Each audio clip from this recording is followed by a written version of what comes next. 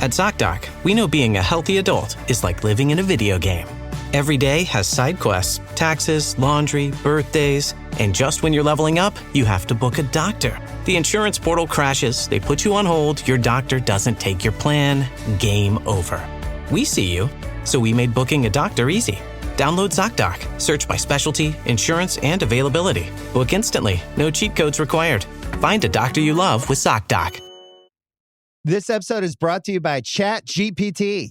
Hey, it's Bill Simmons from the Bill Simmons Podcast. Have you guys heard about ChatGPT work? It's the new way to use ChatGPT for bigger multi-step projects. And when you need more than just answers, give ChatGPT work access to your apps and files, and it can create real work documents like spreadsheets, slides, and structured reports. Get started at chatgpt.com by selecting work mode, available on Plus and Pro plans.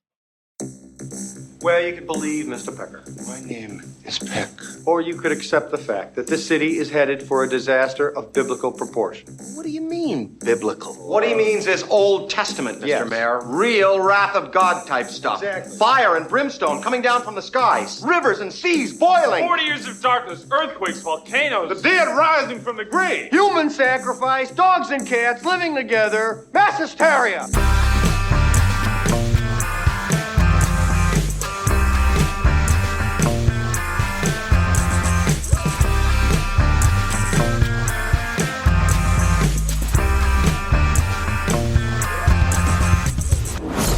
Hello and welcome to Unequal Prequel. My name is Dave and I'm one of the two hosts of this Raw podcast. And I'm Rich and I'm the other host of this Raw podcast. I don't know why I said it like that, but hey, we're keeping it. Yeah. You can think of me as Clarice Starling to Dave's Hannibal Lecter, because I am a hard-working FBI agent and he wants to eat my liver with some fava beans and a nice Chianti.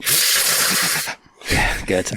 The premise of Unequal Prequel is very simple. We ask our guests their best ever prequel, worst ever prequel, and finally their dream prequel. And of course, sometimes we'll drift off and talk about other things, sometimes movies, sometimes life in general. And sometimes we do like to drop big fat spoilers to films you might not have seen. So if that happens, guys, go outside. But remember, put sun lotion on. It's important. It's really important to look after your skin, especially when you're getting old like us. Talking as a man with a slightly sunburned nose. Yes, yeah, it is. To a ginger person. On today's episode, we are joined from Dave from the Cinemile. Dave is a brilliant podcaster. You will know him from the Cinemile, the podcast that he does with his wife, Kathy, where they watch a movie and then they talk about it on their walk home from the cinema. It's one of the best movie podcasts, if not the best movie podcast out there. It's charming, it's wonderful, and we love them. We were very excited to sit down with Dave and chat all things prequels with him. These are Dave from the Cinemile's Unequal Prequels. Enjoy!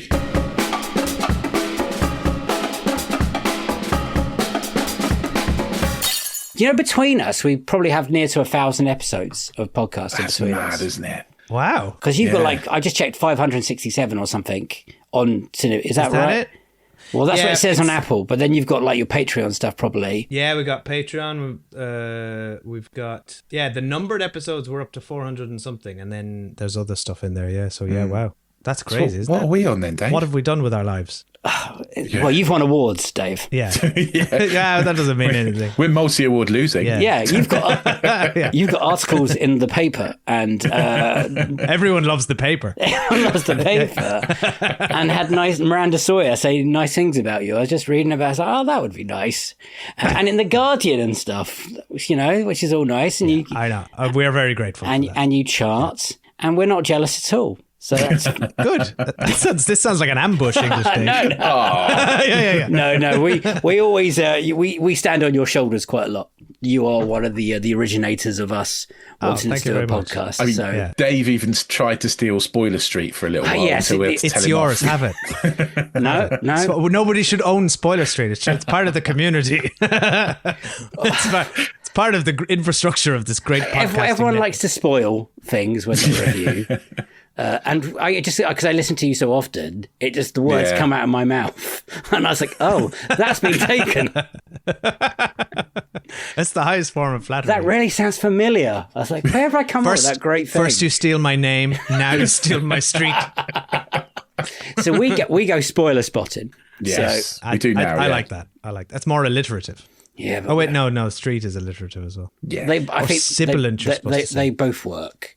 Yeah. To be honest, I do have some warm up questions until we got the three big questions, and we have a few little questions to get the mind whirling and the podcast all tied together quite nicely. But my first question is to you: when a prequel comes up for you guys to review on the Cinemile, what is it? Initial fear or anger? Happy? I inherently don't like prequels.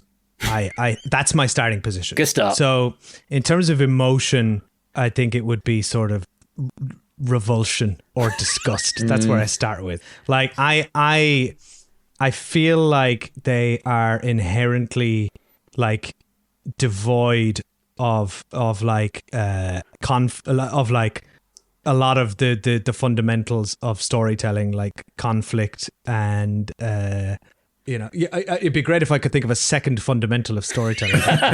But like the dramatic tension, right? Like the fact that, and obviously a good prequel can manufacture that stuff, but fundamentally to me, you're not pushing a story forward by going backwards, right? And I think I think the Star Wars movies really set off this trend of just like mining IP for fan service. And I think so prequels at their worst, which I think they tend to be bad more often than good, are just like, what, do you want to see the moment that your favorite character got the thing? And and some people do enjoy that, and that's fine, but for me, I find that always is less satisfying than whatever was in my mind. Yeah. I mean, it's 100% true, isn't it? Like, I feel like I'm on the wrong podcast because I don't really like sequels or prequels. You need Dave. unequal original film scripts. I'm the unequal part. Well, Rich at the moment is going through Philip Seymour Hoffman. I can't say names. Philip Seymour Hoffman's filmography at the moment. I am, yes. Not for a podcast, just for fun. Just for fun. So we should be doing that as a podcast. Is Kathy the same? Does it take up? Is it harder to drag her to a prequel than an original film? No, I don't think so, because Kathy hasn't suffered through all of Star Wars. She just blanks. No, she won't do it, or she doesn't care. No, I think Kathy would be okay with a prequel. That said, I mean, Sex and the City, as you guys know, is Kathy's like favorite franchise. Yeah, right? And they did a prequel, a TV show prequel, and she, as far as I know, and if you're listening, Kathy, I'm sorry if this is wrong, but as far as I know, she didn't give that the time of day. I think she watched one episode, right? So I don't know. Often I think they don't even grab the attention of the real fans, right? Well, they're just a cash grab mostly. Like you said, there's more bad ones than good ones, and we've truly found that out just trying to get people to pick an array of prequels. And sometimes when the guests say, what are your opinions on prequels and films, I'm like, oh shit, now we have to think of prequels. So I've got a list in front of me today. If I asked you, can you remember the first prequel you remember seeing and getting excited about? Yeah, it's going to be the same one as everyone else, right? Phantom Menace. Okay. Yeah, I think that's 100%. 1989 prequel for me, and I got so excited. Oh man, I don't think I've ever been as excited about a movie in my whole life as I was for that one. Can I ask how old you were? I was 15 years old. Perfect. Yeah. So you and Dave's similar age then? Yeah, I would have been 14 at that point. Yeah. So yeah, that's the prime age to be excited for that as well, right? Oh, yeah. Like prime age to be let down. I wasn't actually. I was quite satisfied with. Were you at the time? I think I was. It's certainly on the first viewing, because there was that sort of cloud of like you always fool yourself into thinking something is brilliant. Like you can't entertain the possibility that it's not brilliant. Yeah, I think I was 18 when I saw it, and I think my initial reaction was, a man. I think this is bad, but I'm a bit scared to say this is bad because it appears everyone else seems to have liked it. So I'm just going to shut up. I remember that feeling. Yeah. I remember. Took me a long time to shake that. Yeah. I remember coming out and be out of it in Harlow. You know, it's when lots of people in cinemas, there's a big old group of you coming out. And it was kind of like like zombie walkers walking away because they didn't know how quite to treat it or like appeal. There was all kids of all ages and adults, and you could see that some kids really loved it. But I think it's the first time I ever realised films could really be truly disappointed was The Phantom Menace. Oh, that's a big moment in a life, isn't it? It is, Isn't it, like- and I don't want to put it all down to the kid because he's had a hard life since. Old Jake Lloyd. I think he's doing okay at the moment. Yeah, it's not his fault. Well, He did his absolute best. At 1999, I did blame Blamed him. him. I think, sadly, a lot of the fans did. I think he had a very hard time, didn't he? It did, and I feel bad about it. And Yeah. I also didn't like Jar Jar, but I didn't go after him as much because obviously I couldn't see his face. Yeah. But the actors, I didn't know anything about, actors and that. I just knew I hated the squid-looking fucker. And my dad at the end came out at the end and thought the little kid was Luke Skywalker. So everyone was very confused about it. But I remember it being everywhere at that point. Like the build-up was just huge. Were you did you take 7 hours to download the trailer from the early internet days? Oh, yeah. Oh, big time. And loved every minute of it. Frame by frame. Yeah, you're watching it. Yeah, what a time. The excitement. Yeah, no, I don't think I've ever, it's one of the all-time great cinematic moments for me is sitting in The Phantom Menace and when the moment where the blue writing came up and the fanfare came on, there hasn't been no better Star Wars moment for me than that moment when there was nothing but possibility and potential and excitement. That's cute. Yeah. Yeah. Well, obviously, it was all downhill from Oh, that. obviously. I was going to say, yeah, and it's immediately shattered by the crawl that you start reading. You're like, what? Yeah. Tax? What? Tax evasion. Blockades. P45. Trader boys. What? Yeah, they do suck the fun out of it. Have you, you've got young children, have you put them through the Star Wars experience yet? Of The Phantom Menace? We do, yeah. They've watched them all, except the sequels. They've watched, and Revenge of the Sith, because that's 12s, It's quite, and it's quite intense at the end. Yeah. But no, they've seen Phantom Menace. They like it. They like it a lot. But they're 8 and 6, so I think that's the target demo, really. Yeah. I think so soon. I found out today, just to that podcast chat, that the Grogu film that we've reviewed recently, that's a 12A. And I was in most of the review, was like, the kids are going to love it. Well, made we for were children. going to bring our kids, but then we saw the rating and we thought, oh no. But I think Why that's is a it big a mistake, 12A? isn't it? Yeah. I can't think of what's in it that would be a 12A. Also, I think my son would be bored and want to leave halfway through. He'd be like, I'm done with this now. Don't blame him. Have you not seen it yet? You haven't done the walk to that and that back yet? I haven't. No, we haven't yet. But sorry. we will I have won't- to, I'm sure. I won't spoil it for you, but Is that a prequel? It's not a prequel. It's not. Is it a prequel to the sequel trilogy? It's a prequel to the technically? sequels. Oh, apparently I was reading the list of prequels, and the Ewok films are a prequel to Return of the Jedi. Oh my god! So it started here. It started decades ago. Yeah, there's a lot. The Star Wars is just a mess, to be fair, from start to beginning. What is canon, what isn't canon, what we can ignore, what we can Completely. we're meant to love. And I just, I don't know. I love Star Wars. I love Star Wars. I love Star Wars.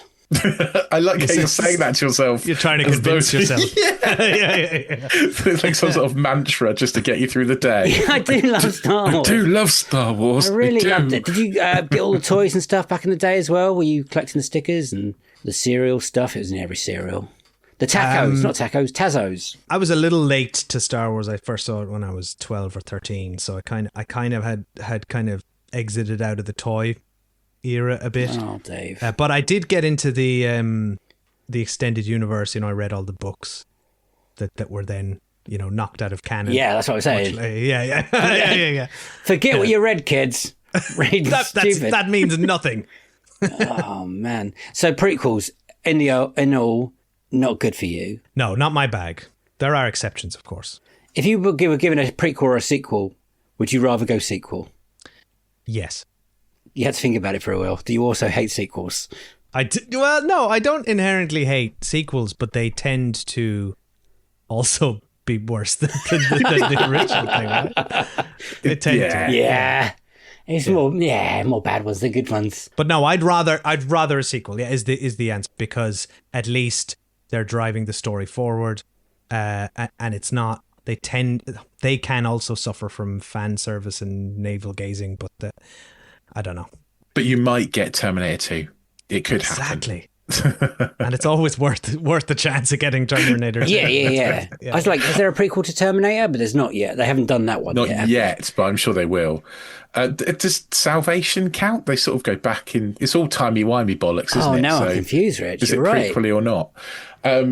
My son's 11 and he watched Terminator 2 for the first time this week. He's been asking to watch it, and because it's been really hot, he was out having a water fight with his friends yesterday, and all I could hear over the fence was "Hasta la vista, baby." it's like shooting people with his water gun. Definitely the only kid who got the reference. Yeah, perfect. If that's all you took from it, brilliant. Yeah. Apparently it's in his top 10 now. He's good on him. He was very happy with it. He's got good it. taste. But that's the age John Connor is in that movie. That's a pretty good age to watch it, right? Yeah, I think he's about 13, isn't he? Did he want a motorbike afterwards? No, he's too safety conscious for a motorbike. Okay. Remember, he's got autism, so he's very straight with the rules and stuff. He's better off. He was asking me loads of difficult questions about all the timey-wimey stuff. And he's like, yeah, but if this happens, shouldn't this happen? I was like, I don't know, mate. I didn't write it. Just go with it. Yeah. Okay, so we'll go where we are. This leads on to the big first question, Dave, which is, what is your best ever prequel? Well, I chose Prey by Dan Trachtenberg from a few years ago, which is, and I don't know, does it even fit? It's not, maybe I've cheated here a bit. Is it a prequel to Predator? In I guess it is, in that we would count it as one, yeah. Yeah, okay, good, okay. So, then imagine if you came on, we let you pick Prey. it, and we were like, no, no, yeah. Pick a different one. Pick a different right now. No, it's good. Prey for me, I think is a fantastic film. It the reason I chose it as my best prequel is that it doesn't do any of the things that I don't like about prequels. Right? You don't have like the worst version of a Predator sequel for me would be like a young Arnie, Arnie's son playing him on his first mission, and he, or whatever, or no, it wouldn't be that. It would be Arnie's probably Carl Weathers' character.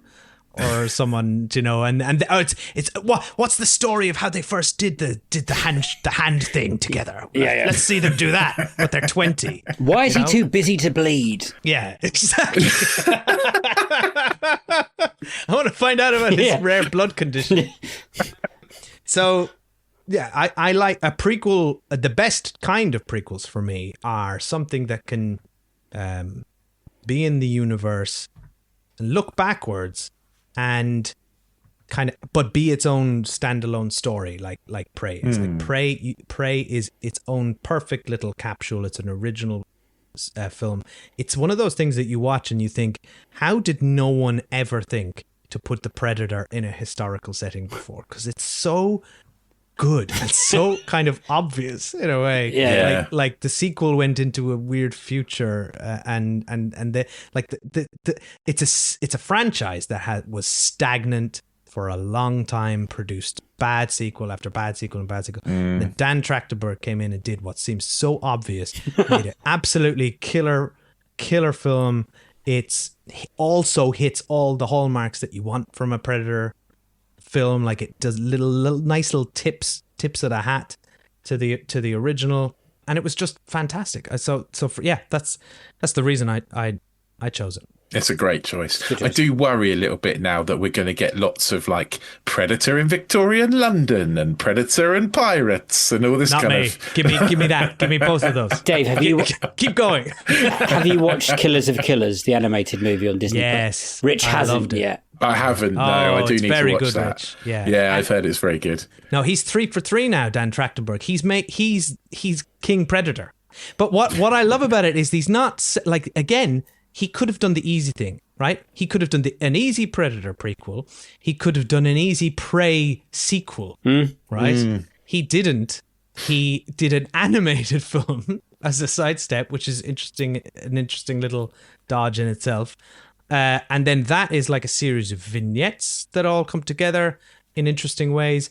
And then he did a sequel where he went completely the opposite direction into the future, and again did the same trick where he told a completely like standalone story with a lot of interesting like things we haven't seen before. It's mainly a foreign film because it's mainly subtitles as well. Badlands. Yeah, but what if he's a director who won't ever do the easy thing. Oh yeah, he's challenging himself. Like that's a hard thing to do. What he decided to do by making that person the main character who doesn't have a nice human face or speak English.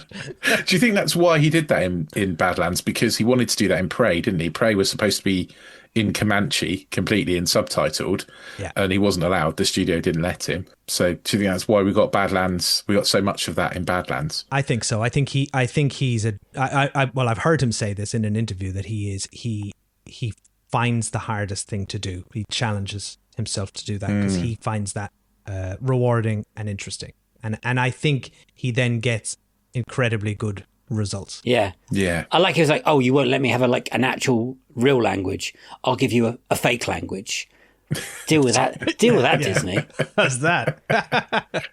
When Prey reared its head, did you know it was coming, or were you one of these people that didn't know a new Predator film was on its way, and it was called Prey and it wasn't called Predator in any way, and it kind of just dropped on Disney Plus? I know it was a little bit COVID-y times, but were you shocked at all? No, I wish I'd had that experience. And he had no, so I did know, but he has spoken about how they had his initial idea had been to not mention the Predator in the marketing at all and just have this film drop called Prey this is when he was developing it. It was obviously pre-COVID, to be in cinemas, and people would get there and be like, oh shit, it's a Predator movie, and then the word of mouth would market it, which I think is cool and smart, but obviously is a big risk for a studio, I think. Disney weren't going to go for that, were they? And I kind of don't blame them either. Yeah. From a financial point of view, that makes sense. But in the end, they just dropped it on Disney Plus anyway. So which is a little disappointing. But I think the same thing happened anyway, in that the word of mouth did get around, and I think it obviously got enough steam to get him greenlit for the sequel. Two other Predator films. So I think they've rightly sort of banked on him now as the sort of the sort of gatekeeper of the Predator franchise, and that's that's cool. Although I would like to see him do other things at some point as well. I would like to see a sequel to 10 Cloverfield Lane at some point. Great film. Because that third Cloverfield movie is rubbish. It's awful. The Paradox. Dreadful. Horrible. Yeah. That was a surprise. Speaking of surprise drops, remember that was one of the Super Bowl ad, and then it's here now. Hey. And we were all like, whoa. Oh, shit. And then we watched it and we're like, no. No wonder they didn't want to put that in the cinema. That was a terrible film. Did it shock you how good it was, or were you confident? I'm talking about Parade here, going in. No, I was somewhat confident because I'd seen 10 Cloverfield Lane, and I knew he could deliver. But I didn't have incredibly high expectations. So I was pleasantly surprised by how good it was. Is Kathy a fan of the Predator films? Yes, big fan. Really? Mm-hmm. Okay. When me and Kathy, my wife, for anyone listening who doesn't know, when we first started dating, we bonded over our shared love of Arnold Schwarzenegger films. And then we started as a ritual, gifting each other the films on DVD. So we had a joint, and have a joint Arnie DVD collection that we built up over the years. So Predator was a big fan favorite for us in our house. If anyone's listening, that's how you write a rom-com right there. Yeah. I wish it was like a meet cute where our hands met on the. I wrote a copy of Jingle All the Way. Yeah. I mean, the first Christmas we started dating, we both unwrapped our presents next to each other and had both bought each other a DVD copy of Pumping Iron. And that's one of the moments where you're like, oh, maybe I've met my soulmate here. Amazing. Love it. You were talking about the Predator franchise earlier. More bad ones than good ones in your eyes, or? Oh, I think so. Yeah, although maybe Trachtenberg has tipped the scales a bit now. Yeah. Right? So what have we got? You got Predator good. And then this is great podcast material. We've all got our favorites. Yeah. Then on the other side, you've got Predator 2. That's okay. Where do we put that? That's probably good. It's probably good enough. Good enough. I think it's mad. fine. All right, somewhere I've only two hands. It's middling. And then what was next? Predators. Yeah. That's good. I'll put that over here. I like that. It's got a good concept. Yeah. Then it got real bad, didn't it? The Predator? Yeah, was that The next? Predator. That's the Shane Black one. That's bad. That's over here. And then Aliens versus Predators. Oh, if we're going down that route, then That's pretty bad. That really tips it in the bad. Both of those. Yeah. Maybe. I'd say we're about maybe nearly evens here. Yeah, it's a pretty good franchise that I think. Are you surprised that he didn't just make Predators versus Pirates? And would you be up for a Predator versus Pirates and stuff like that? I would. That's the. And how did no one think of that? It sounds great. It rolls off the top. If you Predators versus Pirates, yeah, let's go. In my head, it's almost like an Aardman animation. I don't know. It's because that's like scientists on a adventure with pirates thing or whatever it's called. I love that film. Stick a Predator in that. Iron Man doing Predator is an interesting idea. Yeah. Okay. I mean, you could see like Predators versus like Egyptian gods kind of things in Egypt and pyramids. And Yes, Dave. I feel like if we put any era of history against the Predators, it's a winner. What I'm getting at is that I can't believe he must have been in that meeting and they just be like, "Oh, you're a genius." It's like, I'm surely someone's thought of this before. Surely someone's mentioned Alien. Well, I mean, we had Alien versus Predator. Maybe we just put a versus somewhere else and it would have worked a lot. But incredible. The film itself, Prey, what are your favourite bits? What really work in it? I think all the gadgets that the Predator has, which are very well thought about, very well designed. The bit where he goes up against the he's got the net that like it's like completely chops people in half. But what I loved is it was so well thought out in terms of like, this is a predator who's whatever 400 500 years whatever it was before the one we saw. So it's kind of, he's less technologically advanced, he doesn't have laser beams, but he's still more technologically advanced than the humans. So there's sort of this sort of brilliant sci-fi archaic retro aesthetic to all that. But obviously the just the end and her figuring out the mud thing and that he can't see, a bit like Arnie, but it's like, and setting the trap. I'm a sucker for a montage. I'm a sucker for a Home Alone trap setup. You know, it's like, and also it's an underdog story, right? Which I also really appreciate always. He also put a female in the lead, kind of a little bit like Alien, I should say at that point, Sigourney Weaver. I think that might have pissed a lot of men off because a lot of men wanted the big guys with big guns just shooting the shit out of a lot of things, and then what we got was this girl running around who's like quarter of the size of the Predator, and it's like, can't do that. It's like, fucking brilliant, yes you can. And the dog, let's not forget the dog. Yes, of course, the dog, yeah. It's the dog. And then I think my favourite bit in it was with the French, and that's the link up to Predator 2, isn't it? The gun that's in Predator 2. Oh, that's right, it's the gun on the wall of the spaceship at the end, isn't it? That he gives to Danny Glover. Yeah, see, they can resist something. You know? See, I don't mind. I don't mind that. Obviously, I said at the beginning, I don't care for that stuff. But like, I don't mind if it's if that's the definition of an Easter egg. Yeah. Right? And it's there if you want it, and the fans can go and appreciate it. What I hate is when it's shoved in my face and it makes the original thing worse, which we'll talk about in a minute. Yes. Yeah, we will. When are you going to let your kids watch it? Prey? I don't know.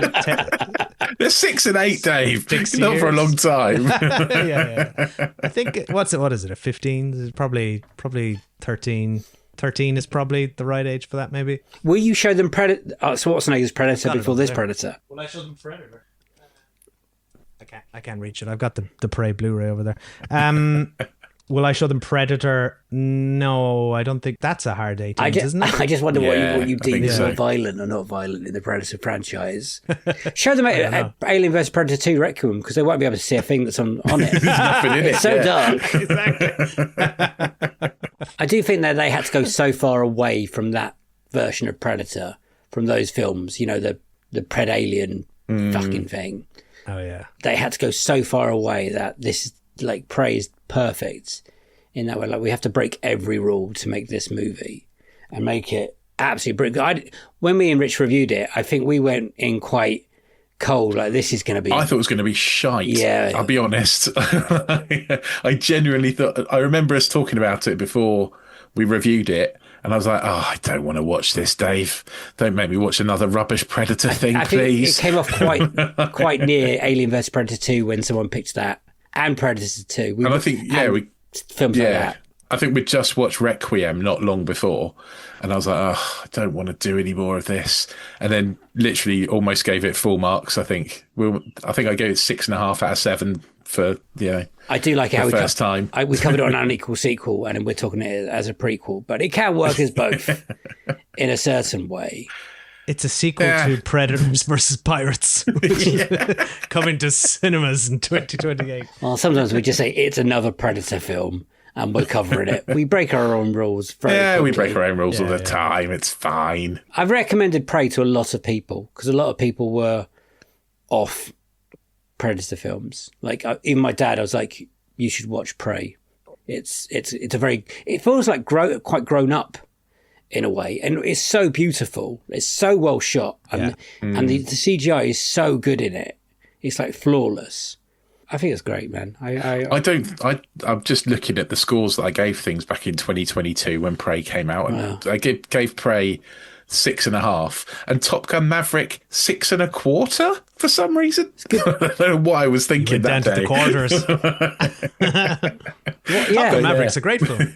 But also, Jackass Forever got 6.5. So because that is also great. We did have a good day watching that, didn't we, Dave? Yeah. That was fun. It's a happy film. It puts me in a happy mood. I can't wait for the next one. Yeah, their final one ever, they're saying. The best and last, they called it. Do you think that? I don't think that's true. I think 10 years from now, those poor men are too old. In the nursing homes. I mean, I jump off a step and my knee hurts now. Fair enough. They're like 10, 15 years older than me now. We might get like the new wave of jackass idiots, but they'll never be the same like that MTV era, which was just mad to live through. When you're at college, you're like, let's just try. I've never skateboarded before, but I'm going to try and go down that half pipe or whatever for the first time.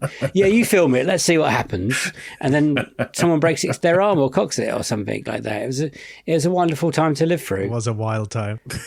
And it was fine because it was on TV, apparently. Don't know why we're talking about Jackass, but...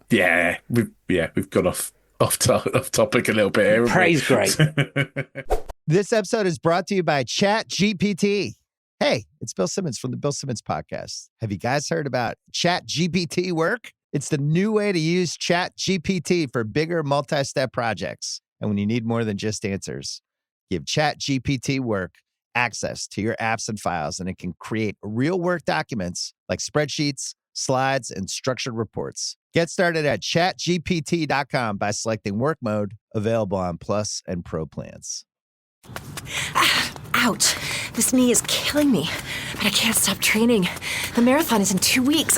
Let's get on ZocDoc and find a doctor to take a look at that for you. Okay. Here's a review. Dr. Craddock really takes his time. No, I don't have time. What about Dr. Charles? His patients say he can help find a quick fix, and he's in network. Great, now we're talking. Book it. Booked. 1 mile down, 19 to go. Bring it on. You've got options. Download the ZocDoc app today. I see you. Avatar: Fire and Ash is now streaming on Disney+. It's the film critics are calling the best Avatar yet. Yeah! Go, go, go, go! A true epic and completely jaw-dropping. This is the only pure thing in this world. Return to Pandora on Disney+. It will be an adventure for the whole fam. And watch the Oscar-winning phenomenon at home. This is sick! Avatar: Fire and Ash, now streaming on Disney+. Rated PG-13. Little question before the worst one. What is the most pointless prequel you've ever seen? I mean, you've got to start thinking now. Pointless prequel. You're like most of them. Yeah. They are often pointless. Yeah. I mean... I think your worst one's a prime example of a pointless sequel. Prequel, Rich. Prequel, sorry. Let's bring up a list of prequels. I've got a list. Sure, one will jump out. Wicked, recently. Wicked for Good. Bambi Wicked, 2. No, Wicked I'm okay with. There's some prequels to The Exorcist. I've never actually seen them. No, you shouldn't. They're rubbish as well. See, this is the thing. I tend to avoid them. Indiana Jones and the Temple of Doom. Dirty Dancing, Havana Nights. We've watched that. That's not pointless. Hannibal Rising, Red Dragon. I found a list here of the 10 most unnecessary prequels, and the Easy Rider, the one you mentioned, I didn't even know it existed. What is it? Yeah, me neither. I've never heard of it till right now. I'm gonna have 2012. I'm gonna have to watch it. Do you know what? There's one on this list, Rich. We've watched. It's From Dusk Till Dawn 3, The Hangman's Daughter. Oh God, yeah. I forgot we'd even watched that. That's a prequel. That's a bad one. I've got one. Go on. No. I was going to say there's a Phantasm sequel, which is a prequel, but actually I think it's just flashbacks, so that doesn't count. Phantasm. I think Dave, I'm struggling to think of the most pointless one I've seen. I tend to avoid them.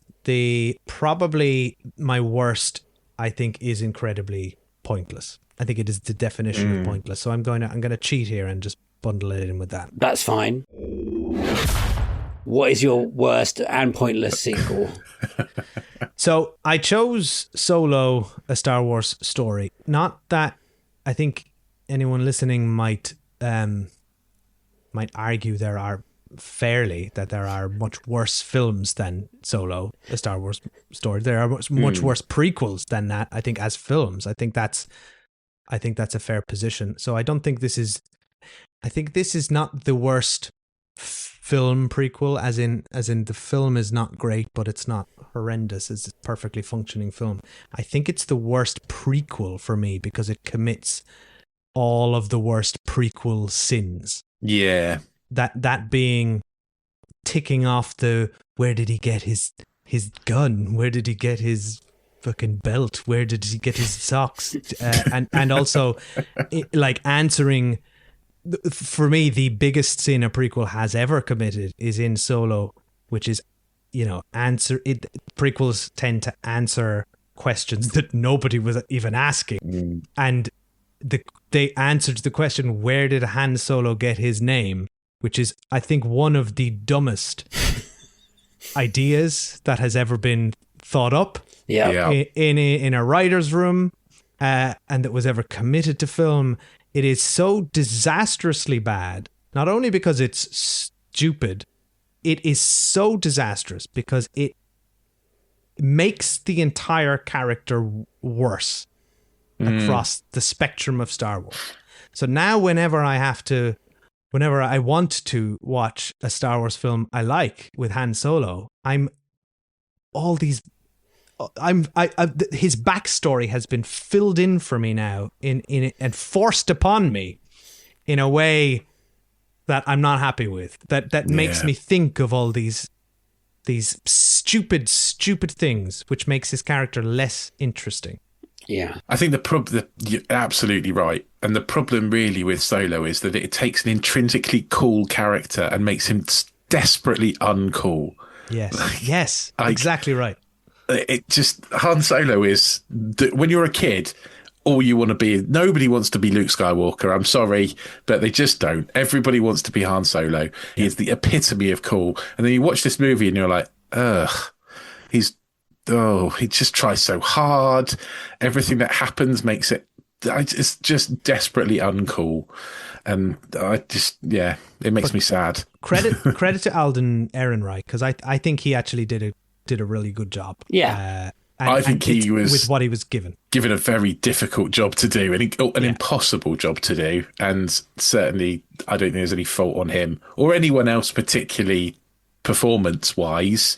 I just think it was a shit script. I mean, it's a bad script, but it's also, we should say, it's an inherently flawed proposition from the start. Yes. And the more you, I think this is the problem with prequels. The more you show of the backstory of someone, I think it's diminishing returns. I think it only lessens. It doesn't add. For me anyway, that's my position. You need mystery. For someone to be interesting, you need mystery. I tell you, the another Star Wars example, and this is probably an even better example of why you don't just leave things alone, is Boba Fett. Like as you just said, Rich, the most mysterious and cool character that Star Wars ever made. That's why he is so popular, because he never spoke. He said 2 words and had a helmet and looked cool and did nothing. That's it. Because and he was one of the hottest toys. Every kid loved him because we all filled in the gaps with our imaginations, and he was so cool.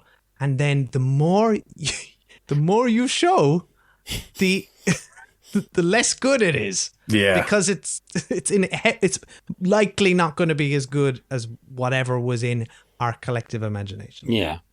We spoke about the build up to 1999 and the Phantom Menace. I'm guessing the build up to Solo was a little bit different for you. Well, yeah. What are we talking then? We were 2 sequels in 2018. 2018. Yeah. So it was just before the really just bad before one. Last Jedi, was it? So we got 2 Star Wars after Last Jedi. It was just before Rise of Skywalker. Oh, just before. Oh, sorry. Right. So Last Jedi was 2017, was it? Right. Okay. So we did 2 sequels. Right. I mean, just hard to imagine we got so many Star Wars films in a row there. No, Dave, I wasn't. No, Dave, I wasn't. Because they announced it, and everyone was like, because obviously they spent so much billion to buy LucasArts or Lucasfilm, the Star Wars films, that they're like, okay, we're going to get more Star Wars, and everyone was very excited. And Force Awakens came, and we're like, brilliant, can't wait, brilliant, that was great. Last Jedi, everyone's up and down on it. We're not going to ask your opinion, maybe we will.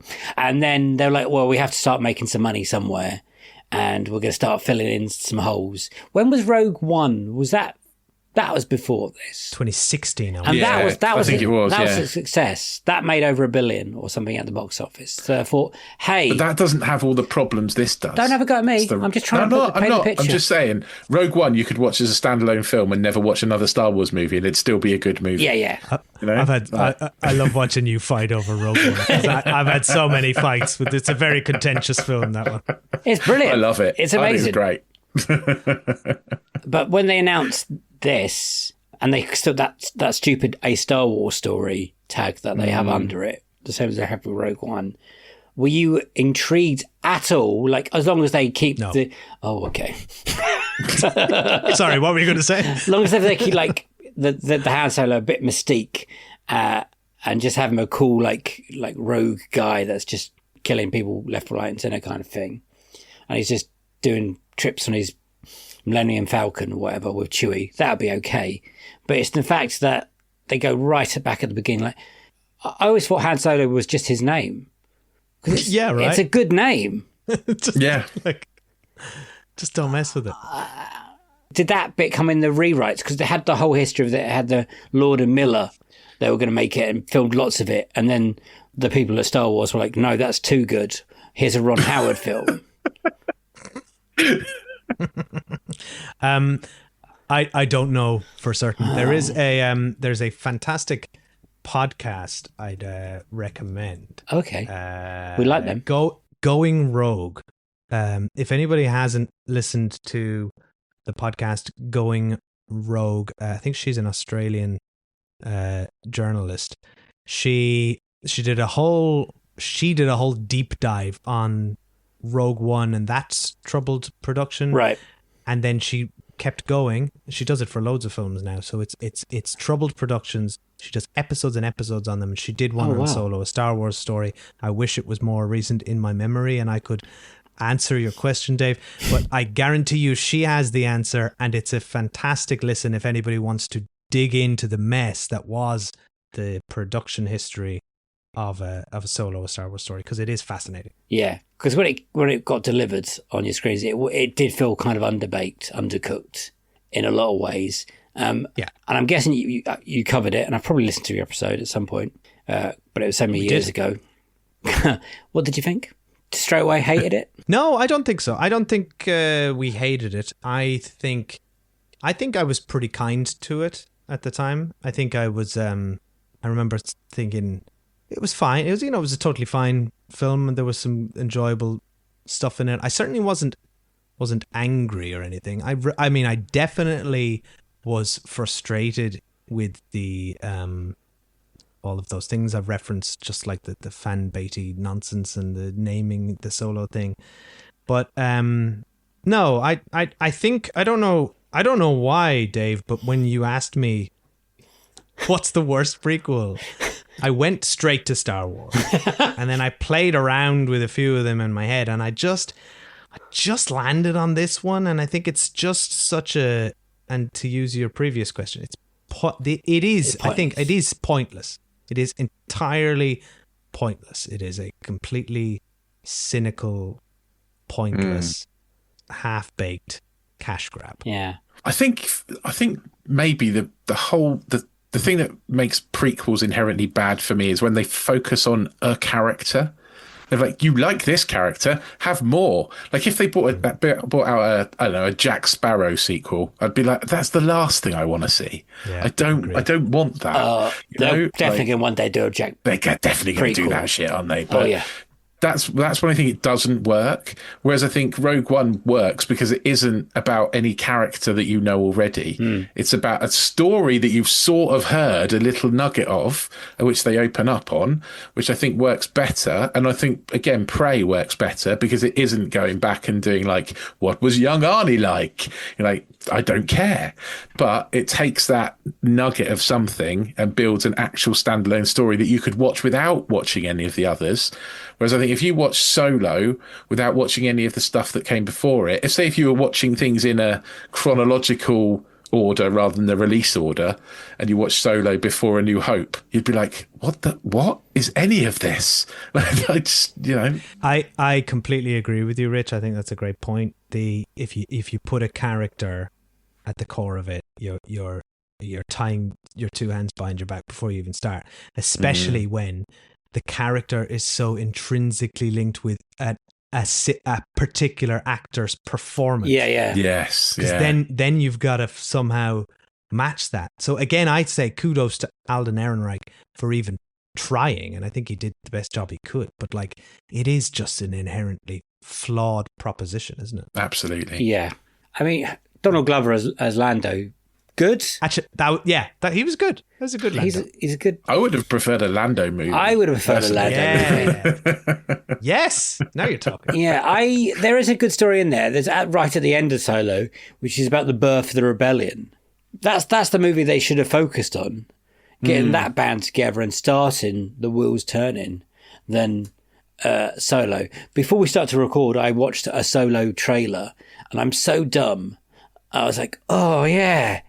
Was it good? Because the trailer's excellent.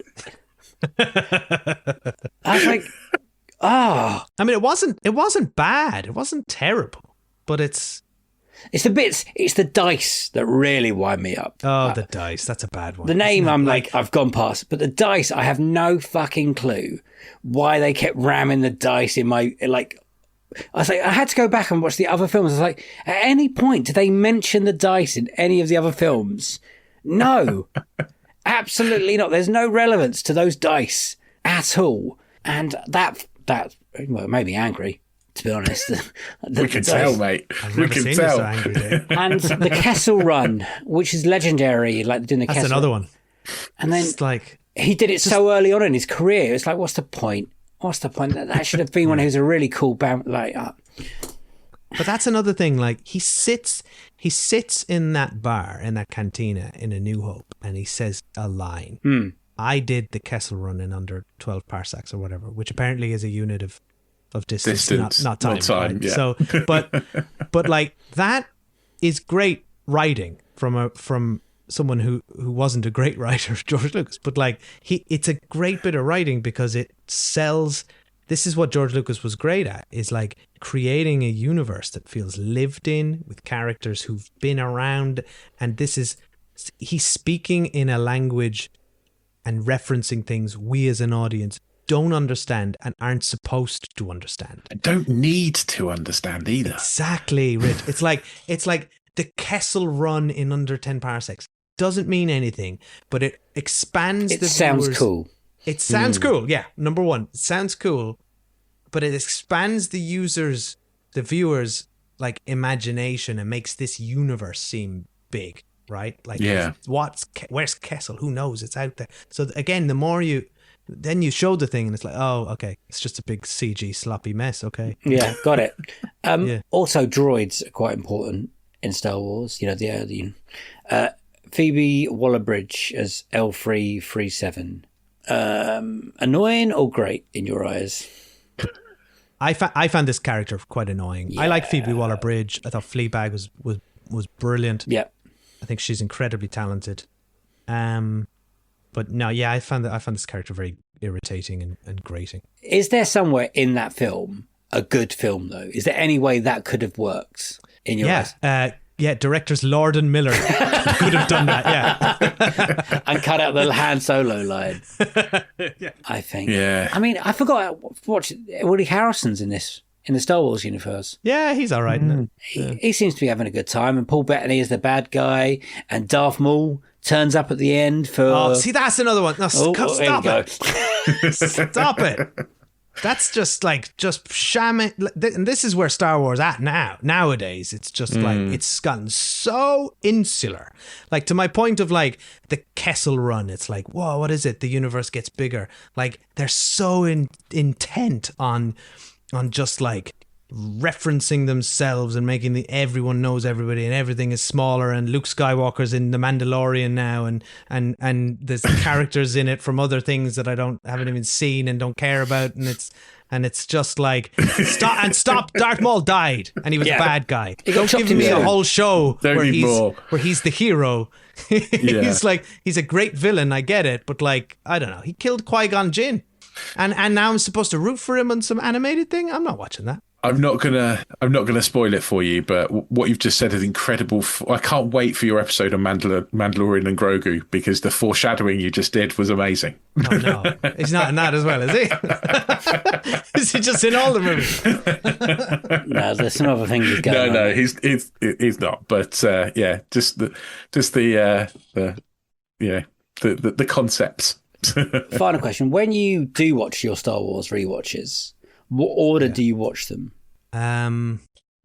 I showed the kids Star Wars recently for the first time, and I'm of the opinion that you start on 4 and you go 4, 5, 6, then 1, 2, 3, and then 7 and 8, and then you stop.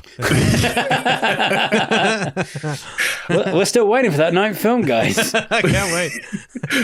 My son has got the novelizations of the movies, and I did them in that order. Reading 4, 5, 6, 1, 2, 3. And then we did 7 and 8, and we haven't got 9.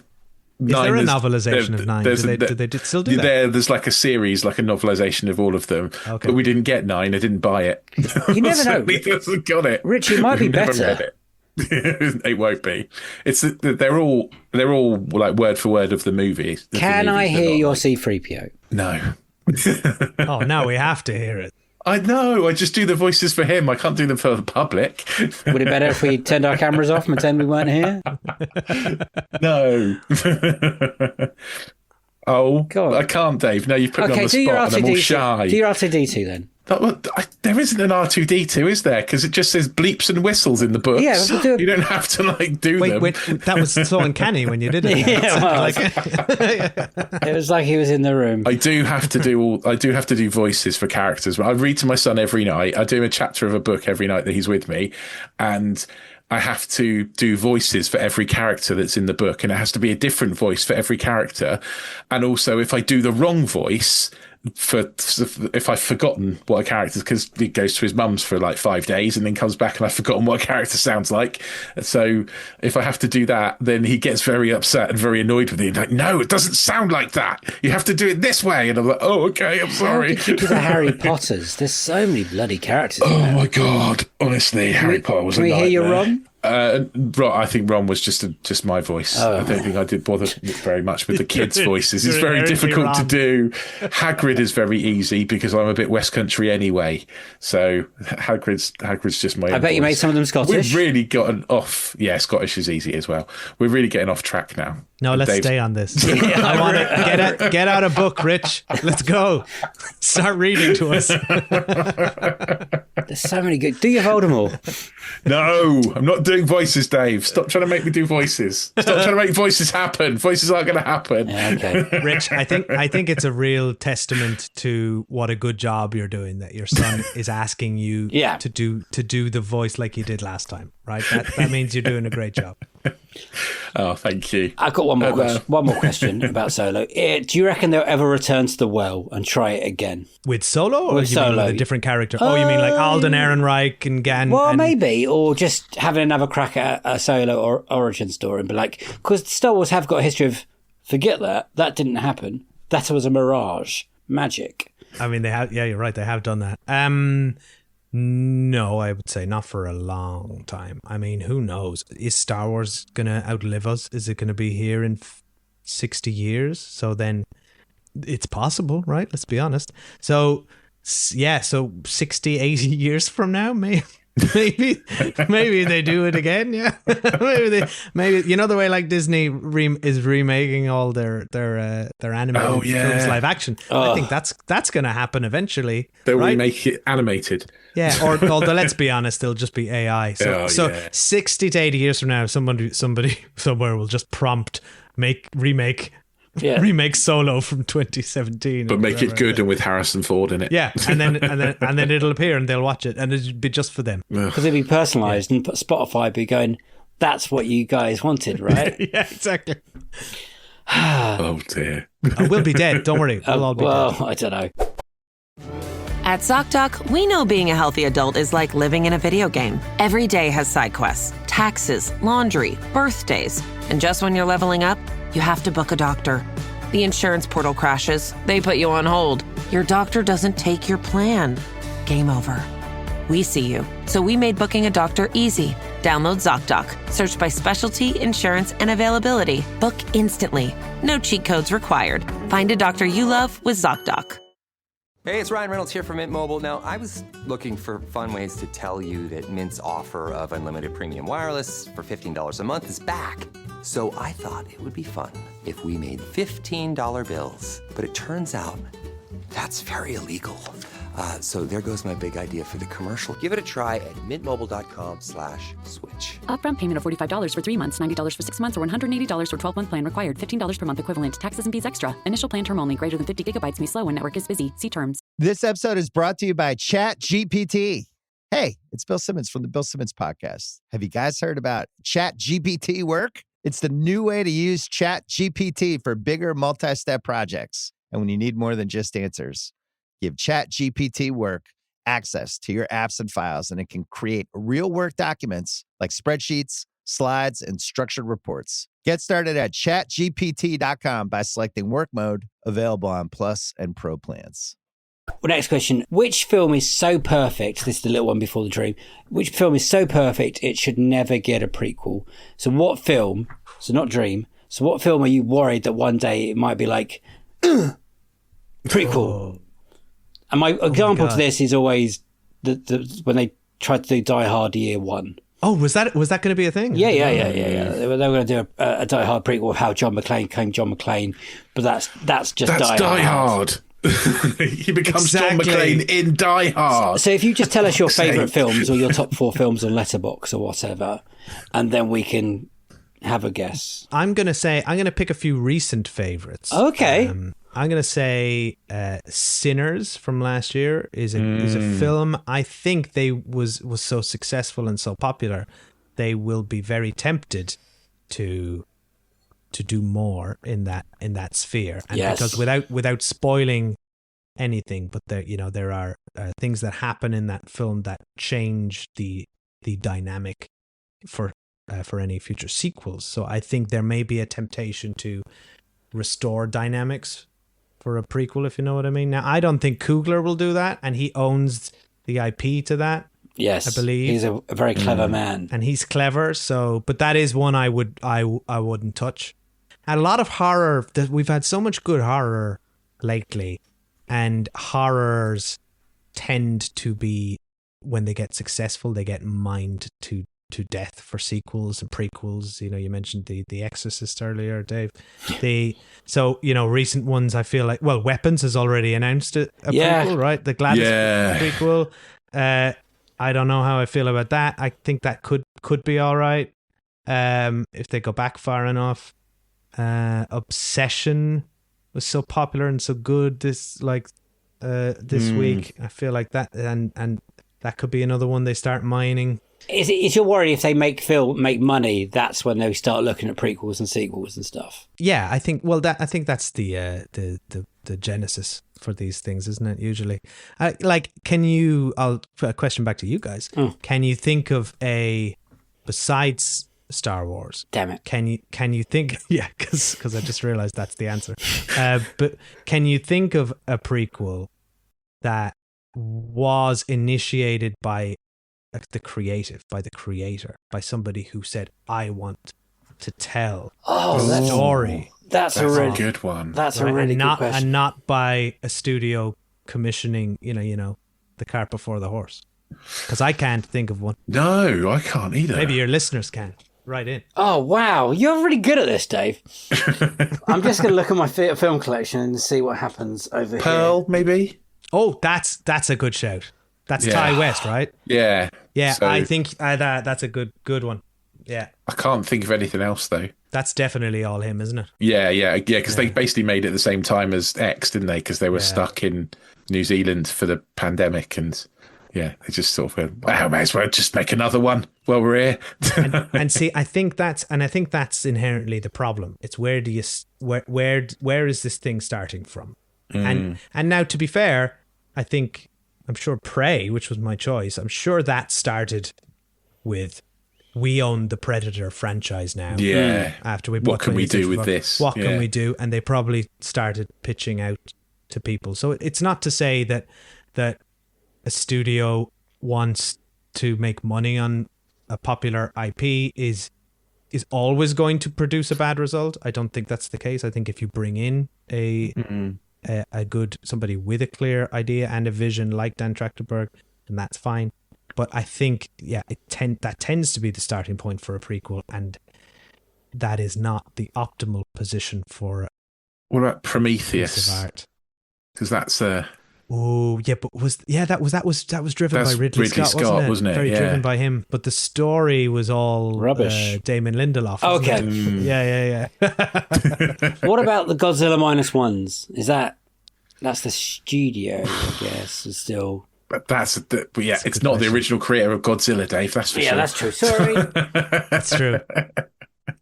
The original, all those decades ago, he was thinking what he really wanted to tell was the Japanese. Did the Star Trek guy have any influence in the Star Trek films with Chris Pine? No, I don't think so, mate. We had, have we had that's Star a good Trek prequel. prequels? Yeah. No. That's is that a reboot? Though is it the 2008 one? I would allow it. I think it's a prequel as well as a reboot. But saying that, if we want to do Unequal Reboot, then you can come back and pick that one. Thanks. Yeah. That's a good film. That's a great film. Yeah. That's a good film. Do you know what? I'm amazed no one's done I'd be worried if someone does a Gremlins prequel. I mean, I know there's a TV series that Rich has watched. There is a Gremlins prequel TV show that exists. I mean, there is? Yeah, there's 2 series of it. is an animated TV show. I've gone deep into Gremlins lore. Oh, wow, we did our Gremlins 3 crossover with the sequelizers for Christmas a couple of years ago, and I had to write my pitch for Gremlins 3. And so I went deep into my Gremlins research. And then after I'd done my pitch, they announced they were releasing they were doing a Gremlins 3. Like, they're working on it. And I was like, that's mine. Won't be as good as yours. So if it's set in Tring. Won't be. If it's set in the Natural History Museum and it's... in Tring. It's ours. Then it's mine, damn it. I have to discuss this one quickly with you, because you make us also watch Grease 2 last time. Yes. Did you... you don't blame me for that. That's Kathy. That's all Kathy. But that's also wanted to be your best at one point, best sequel. So I don't know if you love or hate that film. And that's fine. I don't rate it. Did you catch the attempted prequel TV series of The Pink Ladies on Paramount? I legit didn't know this existed until this moment. It did exist, but then it's also one of those things that get cancelled and then removed for tax reasons. So it doesn't exist anywhere anymore. Wow. A what mirage, a time we live in. a magic. And I just wondered if Kathy caught it before it got removed again and pretended it never happened. I'll have to ask her. I hadn't watched anything of it, but I just remembered. I was like, well, they made us watch Grease too. They might have watched it. So Dave, can I just... So, is this your revenge now on Kathy? So what you want me to do is go ask Kathy, hey, Kathy, did you know that they've made a prequel to Grease? And she's like, oh, really? Where can I watch it? No way. Dave and Rich, say hi. I'm just going to make sure it's nowhere. But it definitely it didn't do well, and they were like, no, get rid of it. Get rid of it. You know, it's like that time when Disney removed Willow and the Mighty Ducks TV series that I was... I think I find that incredibly upsetting. That's why I started getting DVDs again. Yes. Not because I care about Willow, but just like that's like to put all that money and effort and I like Warwick Davis and so many people must have put their heart and soul into that. I never watched it, but that doesn't... I did. It was all right. Like, I enjoyed it. I was having fun with it, and just binned it. Doesn't deserve to not exist anywhere, right? No, definitely not. No, it really doesn't. Other than more people finding it and being disappointed it doesn't have an ending, because that's the ending of a series that leads on to another series they never made. We never got. Yeah. That's just a fact of life, though. With things, I think. And obviously that's not ideal. But I still you still can't get rid of a thing just because it doesn't. I was right. I was correct. It was called Grease: Rise of the Pink Ladies, and it was on Paramount. Aired from 6th of April 2023 to the June the 1st of 2023 on Paramount Plus. The series cancelled later that month and removed. Only April to June. Removed from Paramount Plus. The series takes place in 1954, 6 years before the events of Grease, and follows 4 fed-up and misfit students who band together to bring out the moral panic that will change Rydell High forever and become the founding mothers of the first female high school gang known as the Pink Ladies. Oh my God, where did they get their jackets? Can't wait to find out. And I bet you they still got that woman from Frenchie to be in it. Yeah, she's like the Rydell High. Well, no, she probably was in it. They'd have cast her as one of the teachers. You'd hope so. Yeah, probably. Yeah. Oh, I thought Benny Boone was in it, but he's just, I don't know, directed one. Anyway, there was only 10 episodes. But yeah, you can tell Kathy that and say thanks. Moving on, what is your dream prequel? Okay, so I chose Ghostbusters because it's my favorite movie and it's where I start with any question. That is very fair. But I have to tread carefully here, okay? Because obviously I'm sure someone's listening and being like, but Dave, you don't like prequels. Why would you want a prequel to your favorite movie? To the thing you like? Yeah. You're breaking your own rules here somewhere, Dave. Allow me to explain. What I'm pitching for this prequel of my dream prequel of Ghostbusters is something that is not connected to. Like Prey. I don't want any connection to the Ghostbusters. Okay. So it's not Slimer's story of when he was a human. No. In fact, my Ghostbusters prequel will contain 0 Easter eggs and no references. Like, I don't want, like, when like, it's not going to be the story of the spooky architect who built the building that they tried to do in Afterlife and shoved all that in. Like, yeah.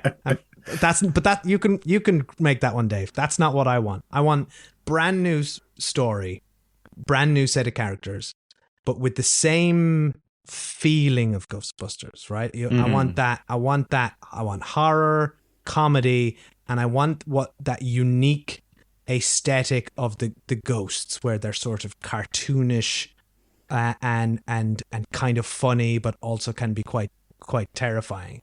And like Scooby-Doo? Like, yeah, the more maybe it is Scooby-Doo that can pitch it. And I want them to pull off the mask of a villain but no, I want it to be set way back in the Victorian era. I'm thinking steampunk, right? Steampunk Ghostbusters. Because I personally love the steampunk aesthetic where with this sort of so I want like mad scientist kind of inventors so you can tip your hat to Ghostbusters with the same spirit of that original, where you've got very smart people who are down in their luck, trying to flog some crazy inventions at some Victorian market, who believe in the folklore, right? Because that's another thing. You've got, like, if you go back to the 18th and 19th century in Britain, you've got such rich, like Britain and Ireland, you've got such rich mythology and folklore that you can mine. So set it there. I'm also moving away from America as well. I get bring them to Britain and Ireland, and I want old-timey Ghostbusters where they still have all the tech, but it's powered by by steam and some made up old-timey electronic particles. I don't want to get you excited, Dave, but this is a fantastic idea. We should, let's do it. This definitely needs making, doesn't it?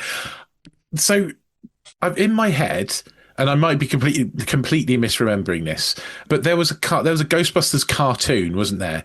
That wasn't the real Ghostbusters. Yeah. It was called Ghostbusters, and that's why they couldn't call the real Ghostbusters the cartoon we think of Ghostbusters. But wasn't that like an old-timey thing? I seem to have a picture of them all sat in like a Model T Ford kind of car. Like, I don't know if I've made that up. No, you're right. It was a little retro. They had a monkey, right? And there was kind of a professor character. And it was a little bit quirky and odd. Yeah. I don't remember that. No? Do you know, you need to look that up, Dave. It's an interesting story. It predated Ghostbusters. And they had the name first, I believe, right? So that's I think so. They had Ghostbusters, and then I don't remember exactly, but they managed to navigate the IP separately, because that was a movie and this was a kids cartoon series. But then later they wanted to, off the success of Ghostbusters, create a Ghostbusters serialized cartoon, the one that we remember as children, with the characters from the show. But there was already a cartoon called Ghostbusters, and so they had to call it The Real Ghostbusters, which is why that's called that. Yeah. Wow. I learn every day. Would you call your film like Ghostbusters 1840? Yes, I like that. Oh, yeah, that's good. Yeah. Because I was just thinking like Wonder Woman 84 or whatever it was. I was like, I don't know if that would work, but... No, that's good. I like it. Ghostbusters, that's good, Dave, because that sells exactly what you're going to get, I think. Ghostbusters 1840, but it can't be exactly. That's too even. It's got to be like 1841. Okay, nice. I want an odd number. And they have to go into the palace to get rid of a ghost or something at some point. Yeah, you can play with the royals, sure. Yeah, because you want that feeling where they go into the hotel in the first one and they just smash everything. You know, this sort of. So yeah, absolutely. Send them into one of the homes of the royal family to get rid of what old Uncle Frederick who's haunting the place, right? And just smashing the place up. Yes, let's go for it. Thinking of the studio, they're going to want you to show the sights. Yes, yeah, you're going to have to show all the sights of London, aren't you? Oh, yeah. Yeah, old time Big Ben and all that. What else? No, I thought of a Jack the Ripper kind of timey predator, but what about the Ghostbusters 1888 and it's Jack the Ripper kind of themed, like he's a ghost or something. The ghost of Jack the Ripper. That's good. Yeah. Yeah, they could do something like that. Or, that sounds really dark. Yeah, but it's got to be a bit dark. It's got to be a bit scary, isn't it? It can't just be...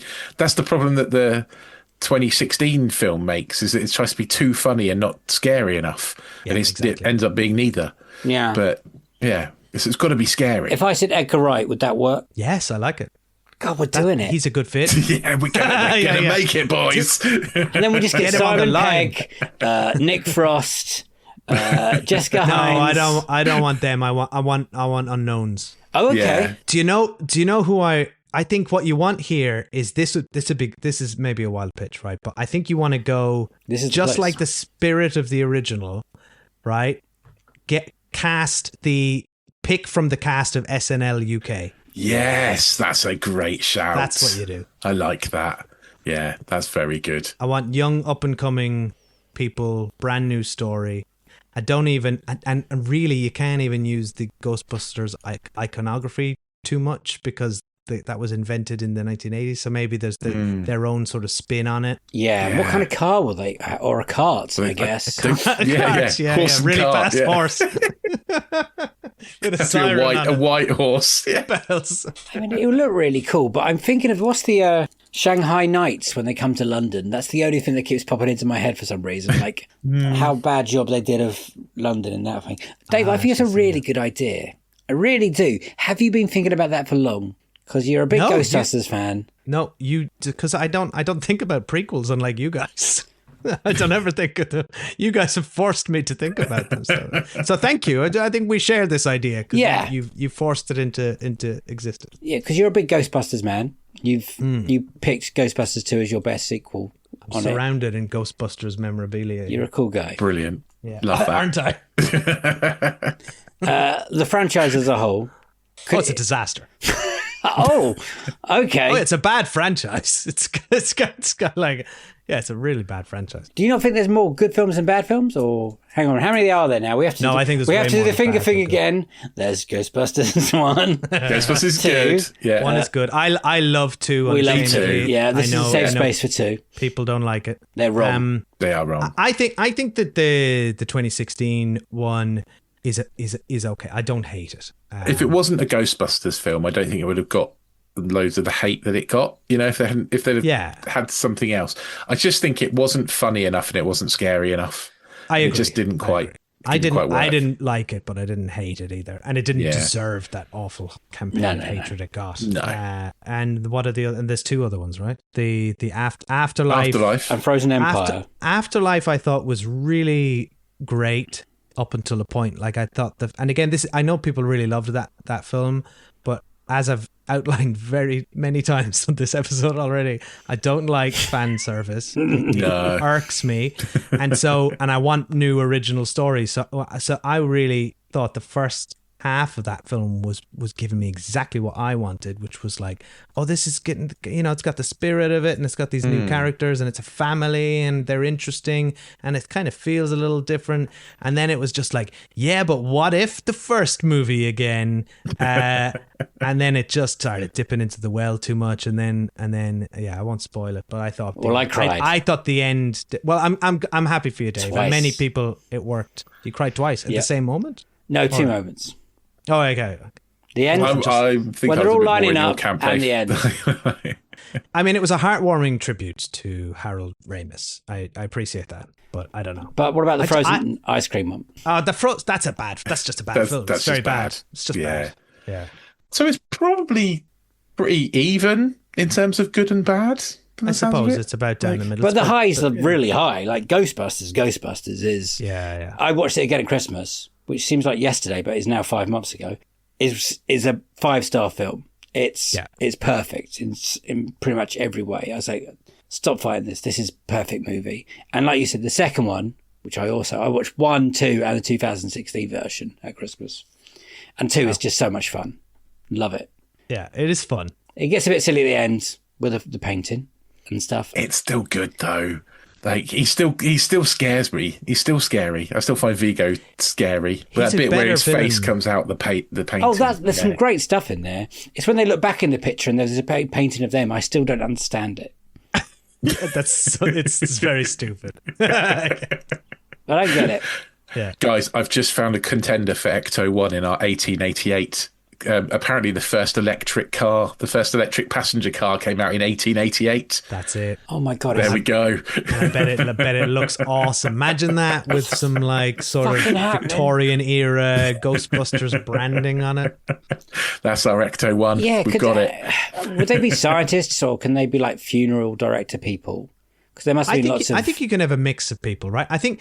When was the plague? Because Winston. Oh yeah, let's go real dark. You need a mix. You need a balance of people. Winston wasn't a scientist. You know, Janine, is part of the crew and isn't a scientist. And so yeah, I think you need the progenitors of Victorian Ghostbusters to be scientists. But then I think it becomes that was the whole idea of the first one. They're kind of blue collar sort of jobbing sort of exterminators. So I think you need that. You want the rat catchers of sort of Victorian London. They're the type of people who'll end up being Ghostbusters, right? Yeah. And you could have some old timey electricity stuff in there as well. That was like that late 1800s was the time of that, wasn't it? Yeah, like Nicholas Tesla was around. Yeah, Tesla was around then. Yeah. Yeah.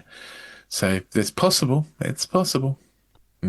Like I think we do it. Because the Prestige had that kind of, like, if we had the Prestige's sort of look, but with but kind of comedy, and David Bowie. Yeah, I really think that we're onto something, and we shouldn't put the episode out until we've. I want to see it. Yeah, AI. Yeah, let me put the prompt in. We'll have it in 5 minutes. Come on, Spotify.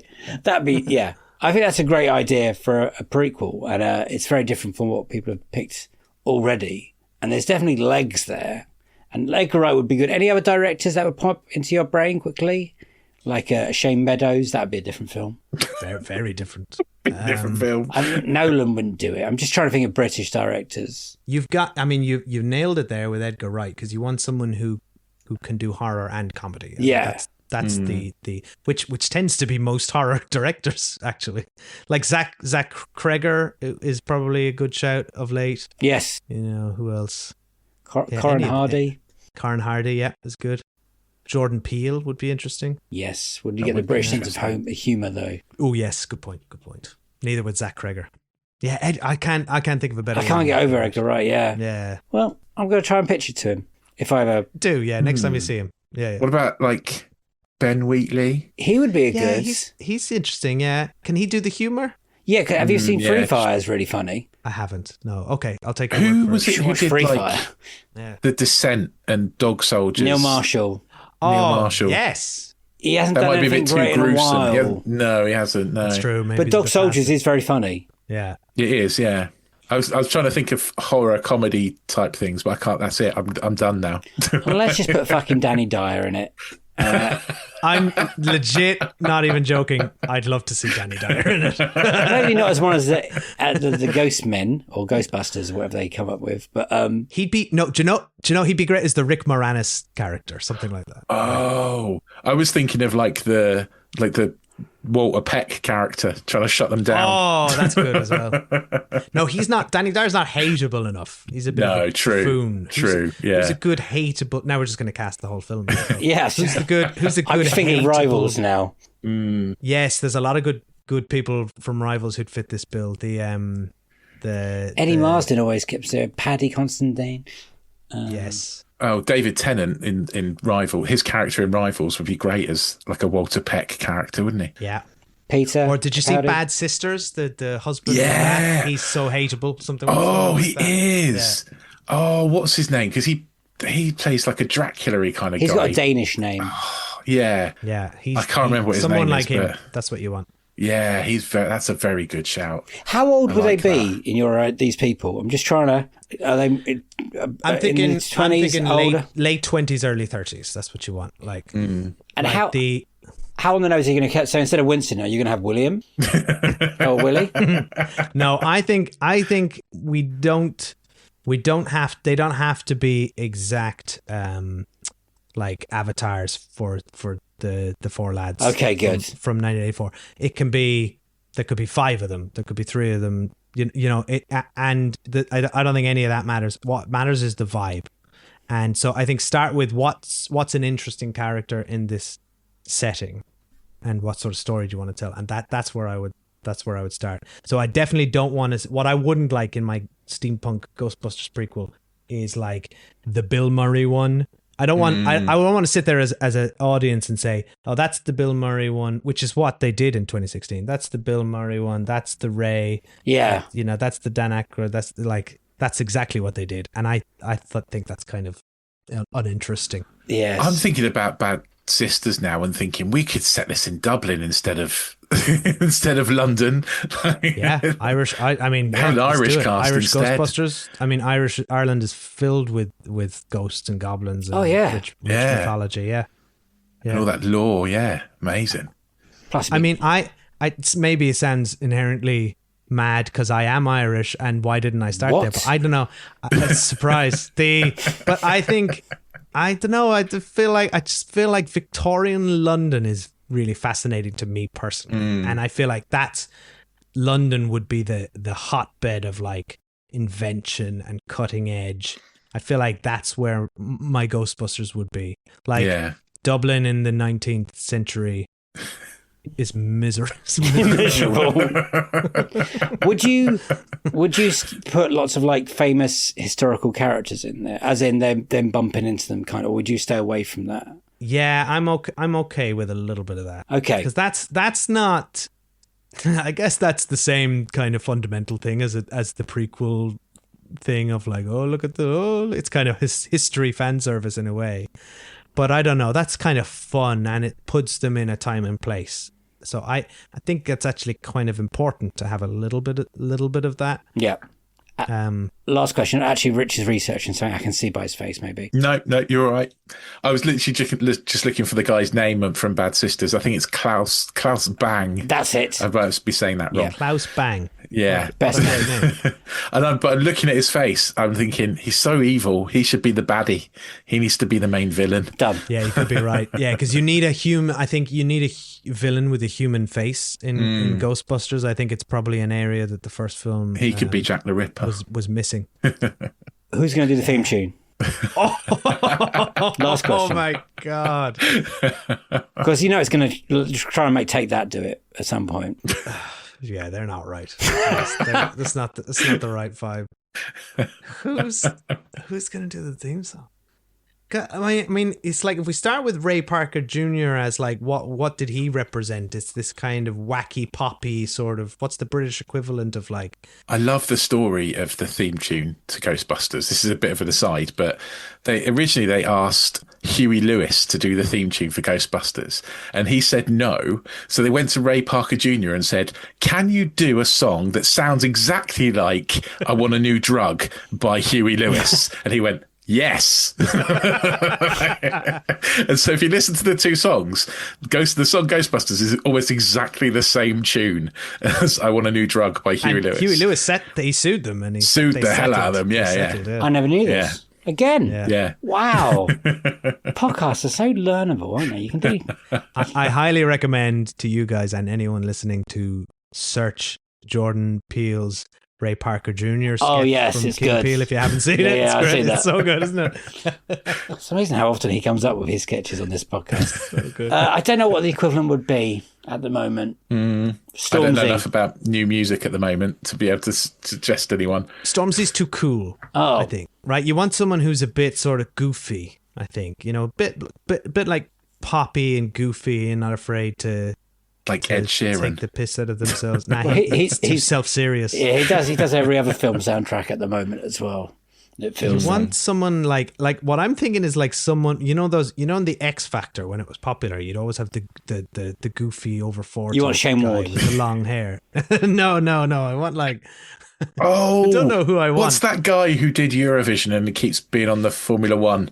What's his name? I don't know the guy, but it's Eurovision. Is it? Yeah. It's that's the vibe, Rich. It's you want Eurovision camp cheesy. sort of... You'll know who he is. Is it like... Is it the Icelandic guy? Ryder or Sam something? Ryder. He would do a fantastic Sam job. Ryder. He's got a fantastic voice. Is he the guy that did the Spaceman Yes. song? Yeah, that's great. That's him. We've done There we it. go. Nailed it. We've made a whole movie here. I don't know why people struggle with this. It's so easy. It's so easy.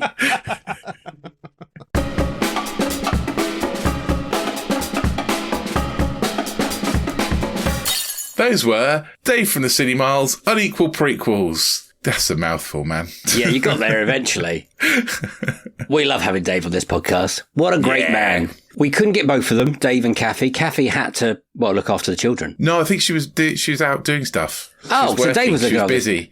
Yeah, because the kids were in bed. We talk about this in the episode, Dave. We do, which I just edited. It's all ready to go, and the prequel sessions all ready to be listened to by our paying customers. Thank you, Dave, for coming on the podcast. What a brilliant selection of prequels, Best, Worst and Dream. Again, a Dream Prey prequel. Very popular. Yes. And also one of the right answers in, one of the few. I think there are there aren't many right answers to the best prequel, right? Like Prey, Rogue One. Like that. I think that's going to be the popular things. He did text me afterwards. Actually, it wasn't even just afterwards. It was like a month later. And then he was like, I forgot about Wonka. Wonka is the best prequel. Yeah, I'm there. Even though we mention it at some point on the episode of the prequel sessions, we mention Wonka, but it doesn't click until a few months later. Yeah. Because one of my favourite ever episodes of the Cinemile is where the kids sing the songs from Wonka. Yes, that's what you mentioned. It's the cutest thing in my whole life. That's what you mentioned. Also, worst prequel, Solo. Yeah. It just doesn't need to exist, you know? It was one of those questions because I asked the disappointing and then the worst, and the guest came one answer for Dave. So quite rightly, it is disappointing prequel, and it isn't. I don't hate it as much as other people. I think it's got okay-ish bits in there, but I will never get over the whole name business. It's just so cheesy. It's just and lazy. So annoying. It felt like a first draft idea, and then they kept it in. Like, we'll come back to that idea, how to get his name. It felt like a fan movie, like fan fiction. Yeah, it does. So I'm surprised that will probably come up quite a lot if we keep asking the same question of this. I reckon Solo does come up quite a bit when we're talking about disappointing as well, so it doesn't surprise me. And now The Dream, which this is going to Hall of Famer. Dream / sequel / prequels. Yes. Because very rarely do I get excited enough to think I want to write this sequel or prequel. His idea of a steampunk Ghostbusters from, I think we landed on the year 1888 when Jack the Ripper comes in. Yes, is so good. I can see it, I can feel it, I can taste it. Hey, we workshopped it during the podcast, man. We're practically there for it. I was actually tinkering around writing it, like, let's just write a synopsis the other day and see what happens. I was looking at what happens in 1888 and then, the actual history, and I think that would be the hardest thing to do. You know what I mean? Like, actually know what life was like, kind of thing. I can't be bothered to do that. We need the sequelizers to come back and have us on as guests again, and then we can do a Ghostbusters prequel. Well, that's not a bad idea. We have to get Dave in as well, though, because then we're just stealing his idea. And it is a great idea. It's so good, especially set in London. Jack the Ripper is around, maybe he's killing people for a ghost thing, or is that too insensitive? Don't know, maybe. No, that's all right. I don't think it is. Electricity starting to get, put in place. There's the first steam ran car or something you researched. I mean, it's just incredible. I would want to see it. So if the studios are listening, as they always are, to our podcast, we're ready. We're ready for that one. Hey, you picked up Gremlins 3, after we pitched it. So come on. I think that it goes up there with Josh Weller's When Harry Left Sally, or When Sally Left Harry. Yes. Idea of a film and stuff like that. So thank you to Dave for coming on the podcast and telling us your Best, Worst and Dream prequel.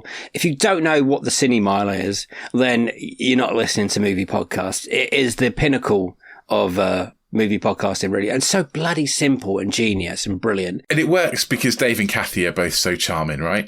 They're both such chemistry. lovely people. Yeah, you can see why they got chemistry. married, can't you? Yeah, really. you can. They've been going for 10 years. They've won countless awards. They've inspired certainly us in podcasting and a whole host of other people. So they're so good with their time and advice and stuff like that. It's incredible. Basically, they choose a film, they talk about the film going to the cinema, and then they watch the film and they talk about the film coming out of the cinema a bit. And then that's the podcast. And they record it out on location. And it's been going for over 10 years now. And it's over like 500 episodes. And each one is an absolute treat.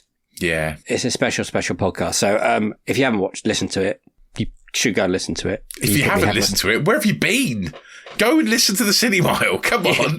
It's a genius name. It's so much better than us. Go on, go listen to it.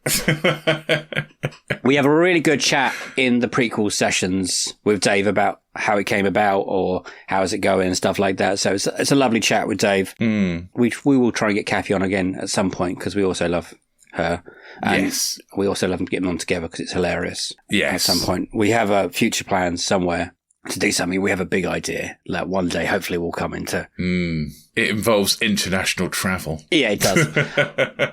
On the Another Slice thing, we should probably announce that. Well, we'll not announce it. Just you've probably hopefully seen it on socials that Another Slice is shutting down. So the prequel sessions is going on Another Slice.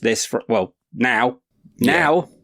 That will be the last prequel sessions on Another Slice until we found our new home, wherever that will be. The next Disenfranchised will be the last Another Slice episode. So stick with us. Thank you for everyone who has been another Slice subscriber, on and off, whatever. Thank you very much. We're moving homes because Another Slice is shutting down, which, it's sad, but, gives us to look elsewhere. Yeah.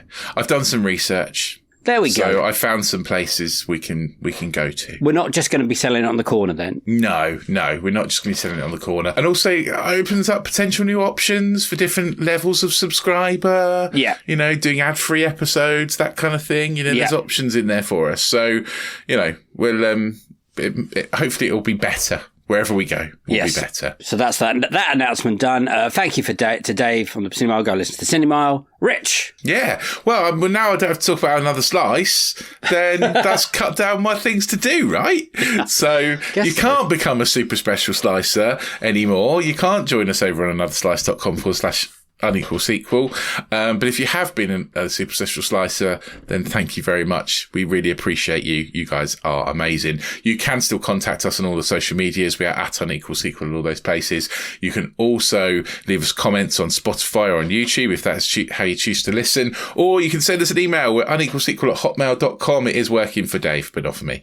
So yeah, but he'll relay any emails. If you want to talk to me, just, relay the emails to me. It's fine.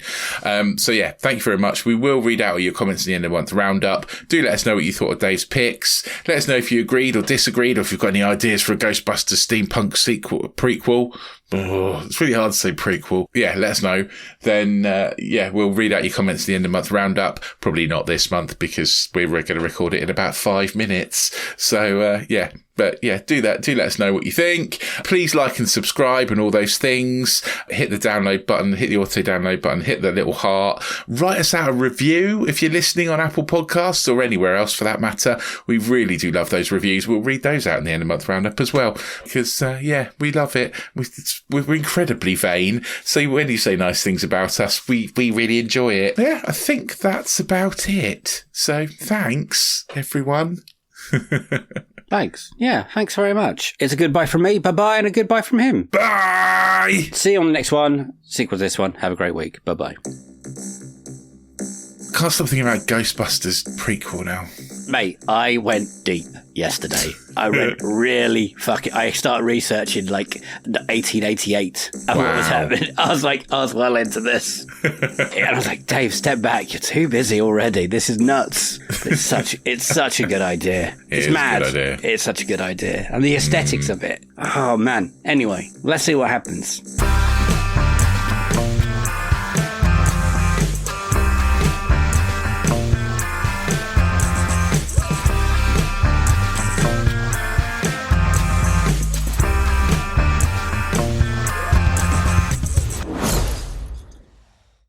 Hey, it's Ryan Reynolds here from Mint Mobile. Now, I was looking for fun ways to tell you that Mint's offer of unlimited premium wireless for $15 a month is back. So I thought it would be fun if we made $15 bills. But it turns out that's very illegal.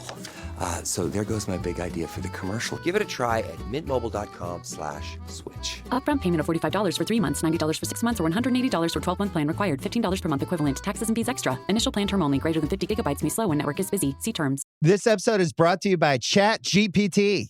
Hey, it's Bill Simmons from the Bill Simmons Podcast. Have you guys heard about ChatGPT work? It's the new way to use ChatGPT for bigger multi-step projects. And when you need more than just answers, give ChatGPT work access to your apps and files, and it can create real work documents like spreadsheets, slides, and structured reports. Get started at chatgpt.com by selecting work mode, available on Plus and Pro plans.